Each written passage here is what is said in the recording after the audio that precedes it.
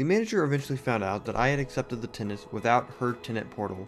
I explained that we needed the leases now for the deal I was working on and that the link she originally sent from her preferred tenant portal did not work.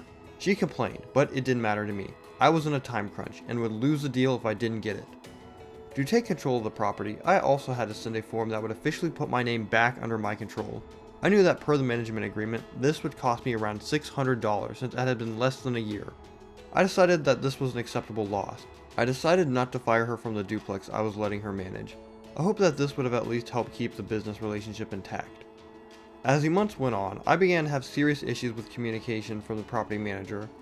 She put her husband in charge of communicating with me. At first he seemed like a nice guy, but communication began to drop off and issues began to emerge. Things began to go downhill at this point. When I was looking to get my duplex rented out to another tenant, I found one with the manager's realtor that seemed to be a good fit.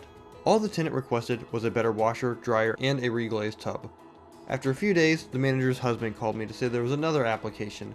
He assumed that I would rather the tenant that makes $100,000 and to ignore the applicant that only makes $30,000. I said sure, that makes sense. Later, I received a call from the agent asking why I denied the original application for Unit A after I bought them a washer, dryer, and reglazed the tub. I was confused and thought I selected them. The broker's husband did not disclose to me which tenant was the one we had already pre-qualified and who was the new one. Instead, I was convinced to choose the other tenant. I was not told that the $104,000 person was not the original person that the agent found, and I ended up spending money on a washer and dryer that was not necessary. Also, the $40,000 a year applicant then had to find another place to live and was very upset after weeks of communicating with them. To add insult to injury, about half a year later, the $100,000 tenant ended up breaking my lease by claiming that there was mold on the windows and cut off all communication. Turns out, she wanted to move in with her boyfriend and didn't want to pay the early cancellation fee.